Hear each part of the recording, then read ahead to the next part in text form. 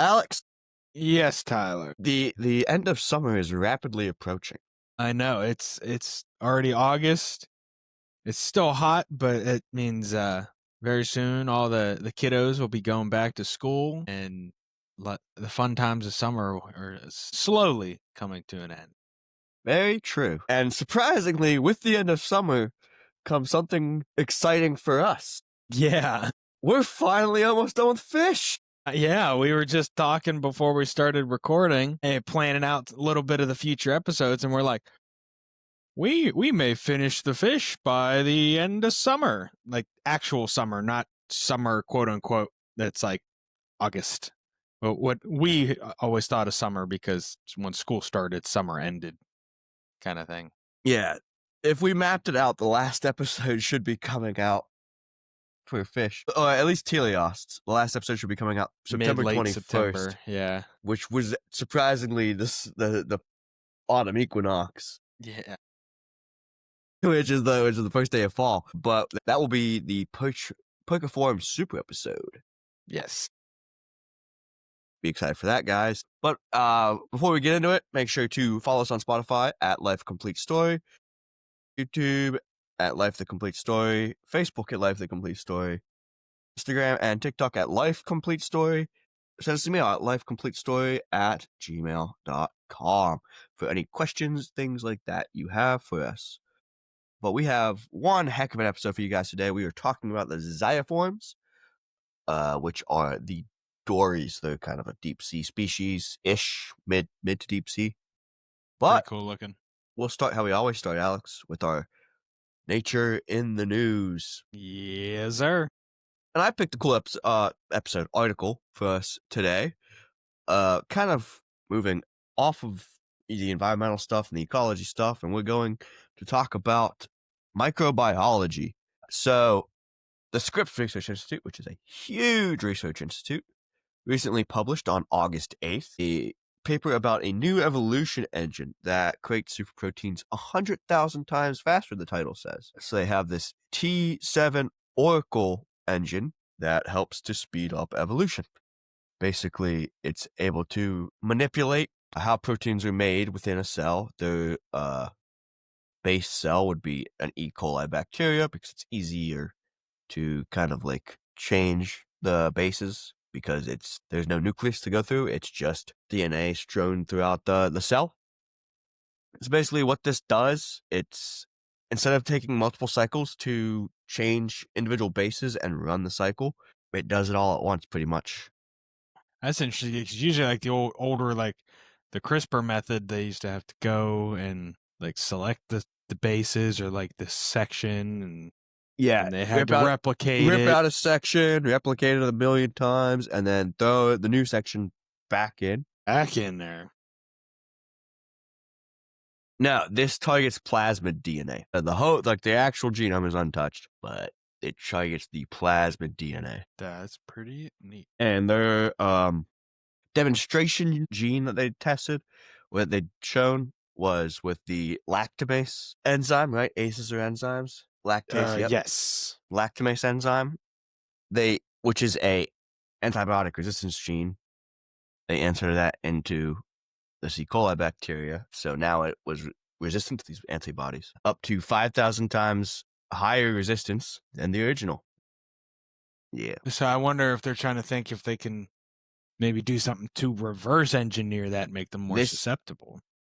Or this is more for medicine. It was more just testing. Yeah.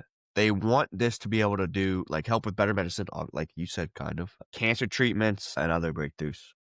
So, that's it for my Nature in the News. Although this wasn't really Nature in the News, it was Science in the News. And we will move on to our lesson for the day. Alex, what are we talking about? Today, we're talking about the Xeiforms. Xeiforms, whatever you want to call them. Let me pull up a picture. These, of course, as we've been in for months now, fish, but they are a small order of marine fish, about 33 species in 6 families. They typically have a very thin but deep body shape, So in the picture I pulled up, they're not super long and they are compressed laterally, but they've kind Very. of they're very like disc shaped. They're kind of round. They have large mouths with distensible jaws. I believe that means their jaws can protrude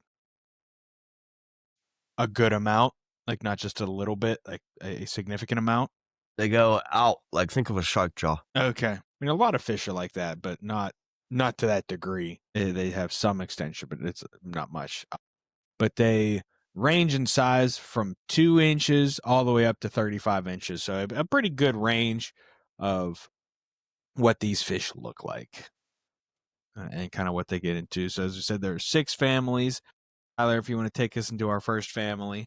Yeah, so the first family is going to be Cetidae, which is one genus, Citus. These guys are the look-down dories. They're kind of larger, have that disc shape.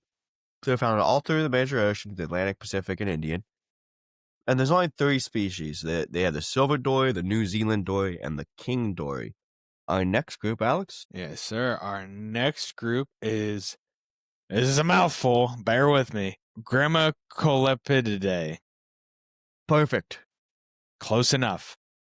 These are collectively known as the tinsel fish. So they are a small family of deep sea fish. They have a very flashy silver color, thus the tinsel fish. Typically located. There you go.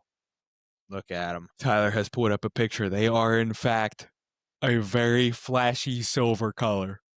Pardon the yawn. We are doing another early morning recording.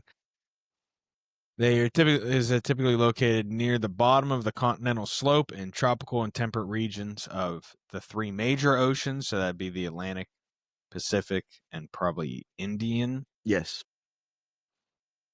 That makes sense. Yeah, tropical and temperate. There are 3 species in 3 genera. There's the thorny tinselfish, the spotted tinselfish, and the dwarf dory. Do you know which one it is that you have pulled up for us today, Tyler? That would be the thorny tinselfish, I believe. Nice. And then the picture that Alex had pulled up at first, if you weren't aware, would be a king dory. No, a John dory. Which I don't believe We haven't talked about yet. gotten yet. Our next group is going to be Oreosomatidae. These guys are known as the Oreos. They're found around the continental slopes of the southern hemisphere at depths of up to 1,000 meters. They are a smaller fish with incredible lifespans, believed to be due to their life in the deep sea. Typically, a lot of those deep sea organisms, for whatever reason, live for hundreds of years. Probably because everything's slowed Yeah, way their down. metabolism slows down way, way, way, so they can live a lot longer, I guess. So they're named after the Greek term for mountain, not the cookie. I learned that today. I figured it wasn't the cookie. You never know. They don't look very Oreo colored. Oreos are circles. This is like a rhombus. Okay. Anyway, there's species in there's 10 species in 4 genera. Allocytus, Neocytus, Oreosoma, and Pseudocytus are your genera. Species within. Alex, what do we got next? Next, we have Parazenidae. There are 4 species in 3 genera. Cytopsis, Stethopristis, and Parazen are the 3 genera. Yeah, we don't have much on these That's all we guys. got for these guys. The And assumption same is with- that Go ahead. the assumption is that they're deep sea. We haven't done much research on them, so we don't have much to us as normal people don't have much to give you since there's nothing in the scientific world for them yet. Yeah, there's not much that we found in our quick research. Same with our next family, Xenion today. There are 6 species and 3 genera. Those genera are Capromimus, Cytomymus, and Xenion. Again, a much. Our next group would be Xidae. These guys would be the true dories. They're the larger of the group. Also have that typical disc shape of the group. They are found in the Atlantic, Pacific, and Indian Oceans, which is a common theme. These guys are important and highly regarded food fish, which is news to me because I've never seen any of these guys for sale at fish markets. I may have. Fair enough. And they're also popular in aquaria, not so much like a home aquaria, but like big. Think of like, you know, your national aquariums and stuff like Yeah, that. because they're very big and flashy. They have a large head in comparison to the rest of the body, which is concave in profile. As you can kind of see, it kind of like has a dip in it, and then they have a uh, large upturned mouth, which kind of means it looks like it's frowning all the time from the front. They look grouchy. They have a large hump just behind the eye, which you can kind of see in this individual. Let's pull it up. I'm assuming this is another John Dory. It is. I don't know. Just says family Zaidae. Yes, Let me pull it up. probably is. Let me pull it up. And they have a crest-like dorsal fin, as you can kind of see, which is It is a John Dory. Sorry. it's like a mohawk, where it just the rays, and there's not much between the rays. It's just rays sticking up. But they do have a second dorsal fin right behind the crest that goes towards the end of the body. But they have a small caudal fin that is brush-shaped in appearance, and they have bodies naked of scales or microscopic scales, depending on the species. And they have a typical coloration of silver. Alex has put up a great picture because Yes. this is something I forgot to put up in our research. Uh, the true dories, when they're juvenile, have like a brownish appearance, and as they mature, they get that silver.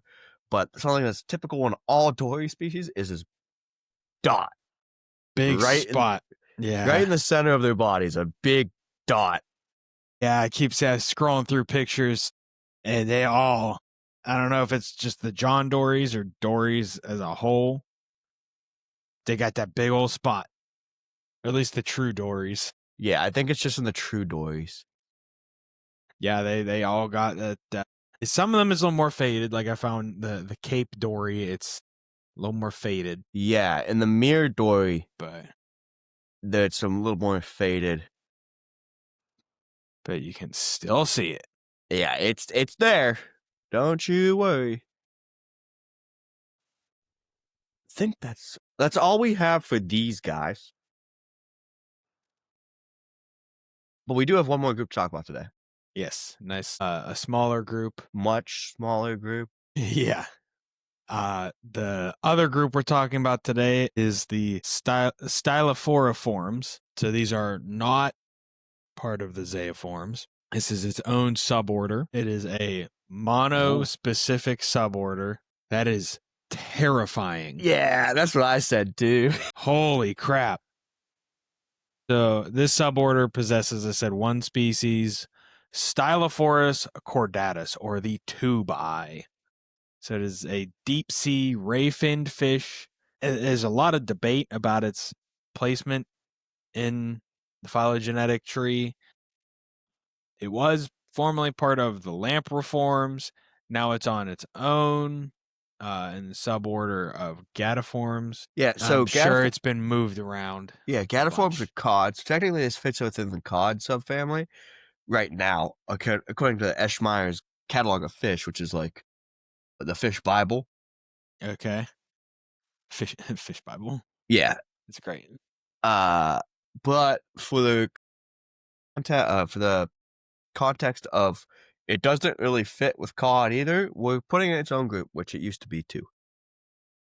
Yeah, it's been around the block. Okay. It went from relative to oarfish to its own thing, and now being put with cod based off of mitochondrial DNA. Okay. That makes a lot more sense. Are tropical, subtropical, found in the oceans around the world, in those regions. Make nightly vertical migrations to feed on plankton. So they've got that big old mouth and those bug eyes to eat plankton. There's a reason for that, though. They are these elongated fish. They grow up to about a foot long, but possess very large tail rays, nearly tripling its total length. So you can see in the image, there's the one tail ray that's basically like a super long whip. And it's multiple times the size of the fish itself. As we said, the eyes are tubular in shape, thus being the tube eye, resembling binoculars. This tubular mouth that they also have is able to extend up to 40 times its original size, but they use it to suck in seawater and disperses it out of its gills to filter feed. That's why they got that big old eye and those big old goofy eyes and the giant mouth was to filter feed. Take in a whole bunch of water, scoop up plankton, get it out and eat it, and continue. Trying to find a live image of it rather than Yeah, just that'd be good luck. Seems like one of those is going to be uh, oh, real. Did you find one? My goodness. So as we said, the image didn't do it justice. They're only about a foot long. So you could see they are real derpy looking, real goofy. it That's looks like cool. a Muppet, Of a gulper eel. like a Muppet gulper eel, but it also this is one Muppet's got this weird like hairdo, and he's really crazy looking. I don't know his name. Animal? No, not animal. Beaker? Regardless, doesn't matter to the point of the story. But it kind of looks like him if he had like. Anyway, continue. Moving on. Yeah, but they're found in the tropics and subtropics worldwide. So you can pretty much find them in a lot of places where people beach vacation and everything. You just got to go way down. So they are deep sea fish that migrate. So good chance that unless you go scuba diving at night out in the ocean, you're not gonna see too many of these. That's pretty cool. That's a neat little fish. But I think that is all we have for our lesson today. Some of these deeper sea fish have been leading to some shorter lessons just because there's not a lot about them. They're hard to study, hard to find, so this is hard to get a lot of information on. It's Pepe the King Prawn.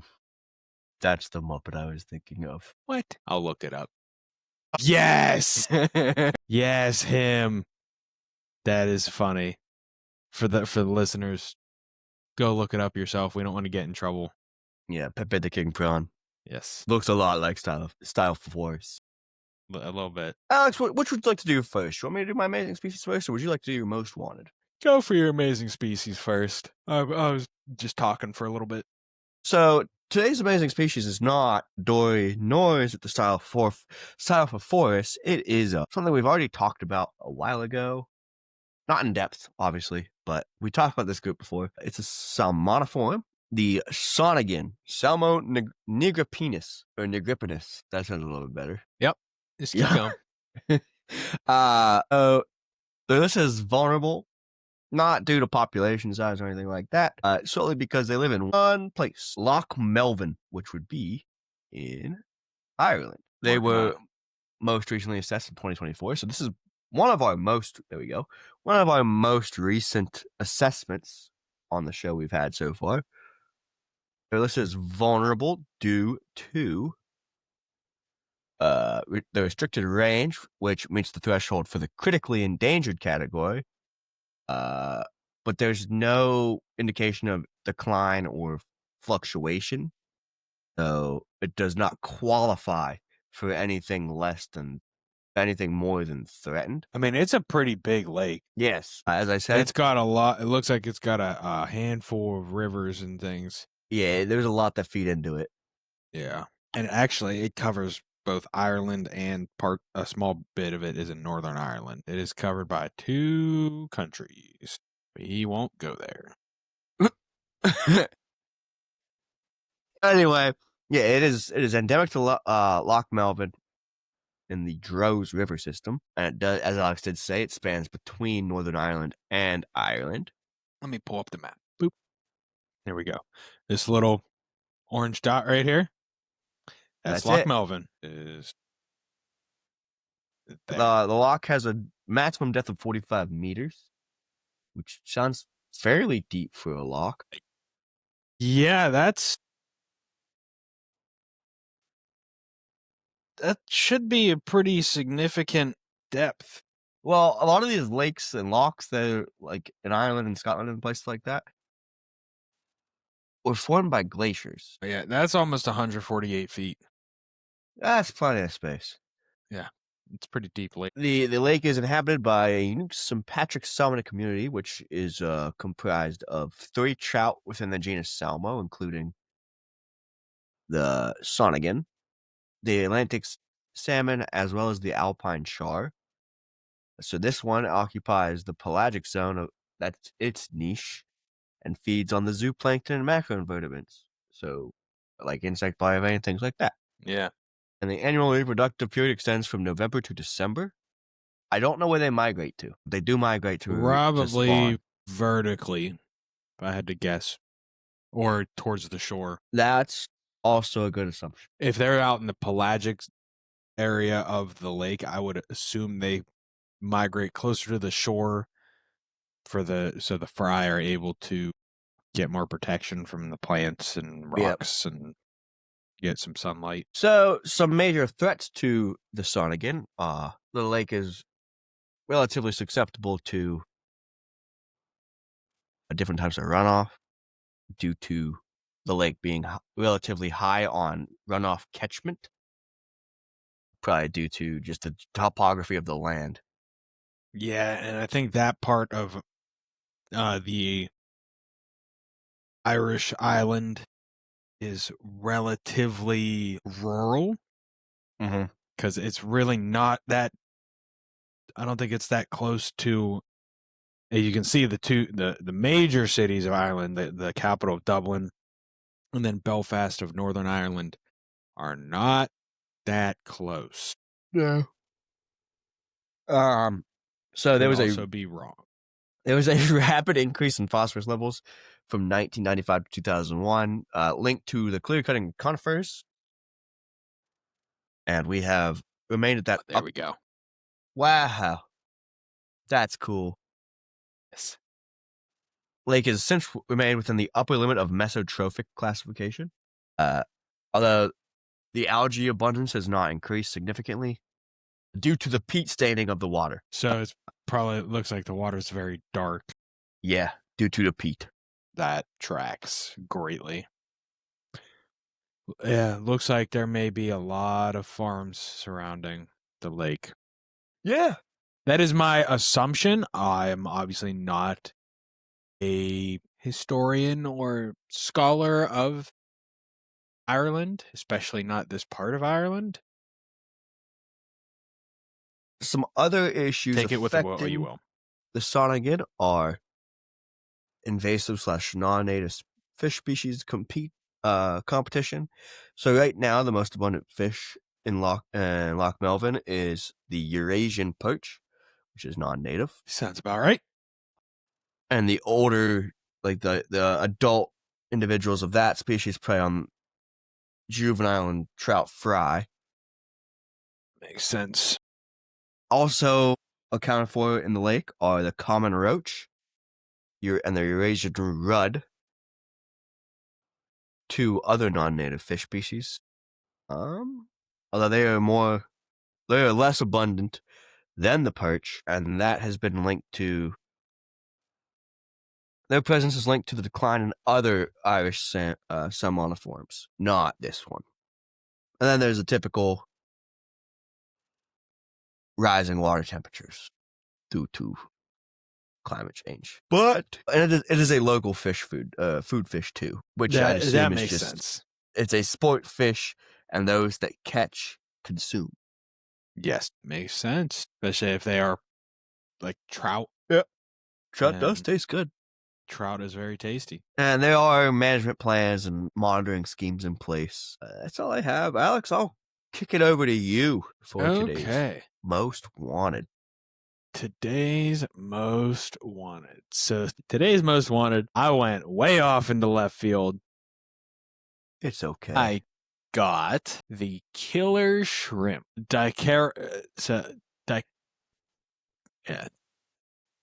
Dicarogammarus velocis. We should take like an Italian class Or just to Latin. learn, or Latin. That's what I meant. Close enough. Same country. Duolingo Latin. Yeah, just to be able to say these better. Because goodness, Yeah, but once we it's get out tough. of, like, the invertebrates and crap, it gets a lot easier. I don't know about that. Some of it does, but not all of it. It's true. Amphibians will probably be rough. But these are a very small, laterally compressed, curled shrimp that is native to Eastern Europe. The Ponto-Caspian Basin is widely distributed in the lower reaches of the Danube River in the region of Eastern Europe / Ukraine. Its original distribution was restricted to the lower Danube by the narrow valley of the Dunakanyar near the confluence of the Danube and Ippoly rivers. I was reading that off of this USG, the Great Lakes Aquatic Non-Indigenous Species Information System, as part of NOAA, the National Organization of Aquatic Animals or something. I don't know. Sure. I genuinely don't know. National Oceanic and Atmospheric Atmosphere. I was not close at all. Nope. Nope. I was like, that doesn't sound right, but I'll let you have it. It didn't sound right, but I was just going to go with it. So they're now found across Europe, pretty widespread catchments within the Baltic, North, and Mediterranean seas, as well as a bunch of countries such as Austria, the Netherlands, Belgium, France, Italy, England, Lithuania, and Turkey.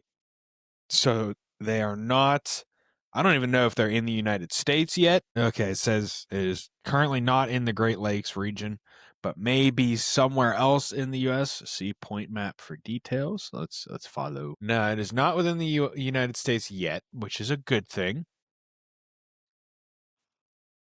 But the problem with this is they are very tolerant to a wide range of substrates, as well as temperature, salinity, oxygen levels. They kind of attach themselves to banks, rock walls, algae mats, pretty much anything except for sand that they can stick to, they stick to.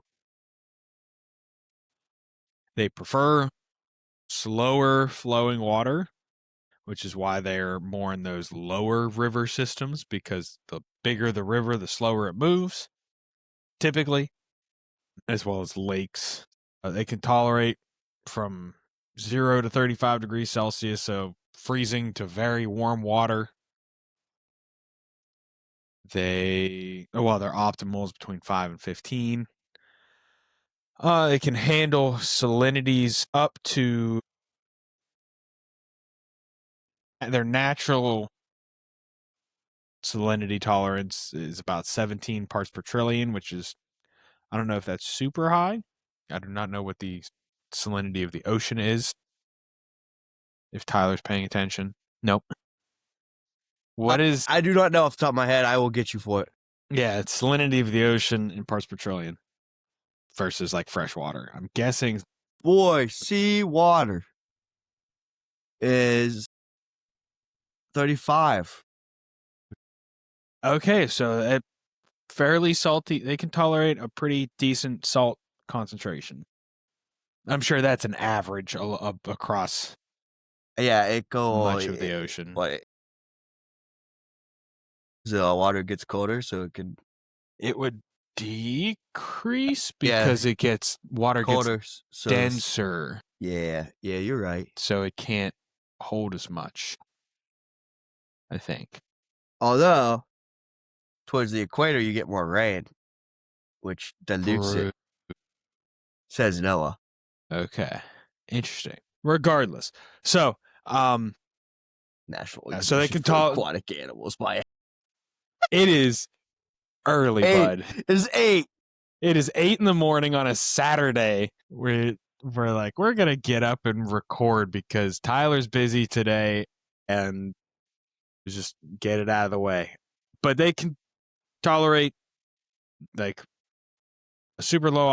pretty low oxygen concentrations that are considered hypoxic, but there are some other invaders from the Baltic Sea that can tolerate lower. The real problem is that they are omnivorous and they are a predator of many macroinvertebrates, including other gammarids, which are what these shrimp are. They collect detritus, filter out suspended algae. They are even being shown to be cannibalistic in nature, even to the point where they have been observed of killing or injuring potential prey without consuming it. So they just do it for the love of the game, That's not cool. just out of being grumpy. The even bigger problem is that they are reproductive year round within its native range with a mean fecundity of about 30 eggs per female, but they can be up to almost 200 per clutch. So they have the highest fecundity of the European gammarids. They will slow down a good bit in the wintertime, and they typically show a more female biased sex ratio. That's probably because once the males mature, they get bigger, more prone to being eating. So as of right now, there's a it says a moderate to high probability of being established to the Great Lakes, especially through like ballast water since they are so small. We don't know exactly what it would do if it got here. I'm sure it would not be good. It's a long article with a lot of words. Too bad I ain't reading them. I ain't reading all of those because I'm gonna bore you. I will bore you all to tears. So, yeah, not quite yet. In the U.S., it's invasive in other places though, and it's kind of a problem because they just don't quit and they eat a lot, outcompeting a lot of the native things, leading to a lot of to reduced biodiversity is the real problem. So Listen to that's our all I got final for this guy. segment. Yes, sir. Alex, even more exciting. we're talking the greenhouse effect. I know. I'm trying to find a good picture that's not gonna get us in trouble. Why would I get us in trouble? Go ahead. Spit it out. I'm trying to think of the best way to say this because it is part of climate change and it is very highly politicized. Boo-boo. It's a boo-boo word. It is, yeah, it's a naughty word. But the greenhouse effect is a legitimate thing. Whether or not to associate with climate change is up to you as a person. But basically, in science, there are multiple gases that do a very good job of letting solar rays in. And then whenever they reflect off the Earth, which is what they do, they don't let them back out. Which, if you're that type of person, causes the heat to stay within. Correct. Sorry, I was focusing on my picture. I found one. Yeah, look, perfect. That's what I was talking about. Yeah, so the gases of the what we call greenhouse gases, so typically carbon dioxide as well as more of like your organo carbon gases, so your methanes, propanes, butanes, specific methane, your chlorofluorocarbons, gases that stick around in the atmosphere, and because they are kind of bulky and they congregate, they are able to catch a lot more of that solar radiation, which is primarily the solar radiation that gets to Earth is mostly your lower level UVs, visible light, infrared, and some. I don't even know if you get a lot of microwaves or radio waves. You may get some, but not much. Mostly the infrared, visible, and lower UV light. But problem is these greenhouse gases absorb and then release some of that like infrared radiation, which is what we consider typically like heat radiation. Although all light makes heat, but it basically will take it and bounce it back to the Earth, keeping that energy within the Earth's atmosphere, making it warmer over time. instead of it just escaping back into space and kind of having some more of that. And it's a good thing in a standard case because we need the atmosphere to trap that heat, or it would be cold all the time and we would not be here. So it is a necessary process. The problem is when you start getting things like some human intervention that has increased the level of carbon dioxide and methane, and especially like the chlorofluorocarbons, which are not natural compounds. Sorry, my dog is snoring and I threw me off. He's snoring very loudly. But those non-natural compounds that damage the ozone layer, because the ozone layer protects us from those higher level radiations. But now with the thinning in some locations of the ozone layer, it is bad, making some of this. It's allowing more in, but then it doesn't allow as much out because of the a lot of the greenhouse gases are trapped lower in the atmosphere to kind of exacerbates the problem. But yes, like I said, it is a necessary process, and it is in some cases, in a lot of cases, influenced by the carbon cycle, which we've talked about already, because carbon dioxide is one of the most talked about and kind of the most looked at greenhouse gas, primarily because of its abundance. When you look at the other greenhouse gases, such as methane or the chlorofluorocarbons, their rate of influence on the greenhouse effect is much higher, but there's not as much of it. So it's kind of that balance of there's less of it in the atmosphere, but it has a higher impact. So it's still, that's why we still worry about it. But carbon dioxide is the main one because it is just so prevalent in the atmosphere. But do you have more to add, Tyler? All right, got on a long-winded tirade. I think you got it really well. I apologize to the audience. That was apparently good. Today is the day of rants. Today was good. That was good. I enjoyed it. Yes, greenhouse effect. Believe what you want on it, but there are gases capable of trapping infrared radiation in the atmosphere, causing an increase of temperature. Yeah, carbon dioxide, methane, nitrous oxides as well is one I forgot. That's a big one from combustion of fossil fuels. Is really where that makes it really bad. But that's all we have today for Life the Complete Story. As we kind of talked about, we have about 3 to 4 more episodes, including a super episode on the Percomorpha. Before we don't teleosts, we do still have an episode on the lobefin fish preceding that one. But as always, I've been Tyler. That's been Alex. Follow us on socials. Make sure to follow us on socials at Life the Complete Story on Facebook, YouTube, and Spotify. Subscribe, comment, do the algorithm things. Follow us on Instagram at Life Complete Story, as well as TikTok at Life Complete Story for some clips, amazing species, that and this, that, and everything else. And you can listen on Spotify, Apple Music, and Radio.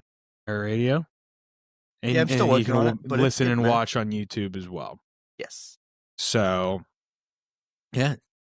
Check out some more episodes, learn some more. Alex, what do we always say? Because as we always say, keep on learning. You might learn something new. You never know what you find interesting. I've been Tyler. Alex. Wow. 2 weeks in a row. I am struggling this morning. I have been Alex. That has been Tyler. Goodness gracious. And we will see Thank you for joining us on Life the Complete Story, and we will see you next week.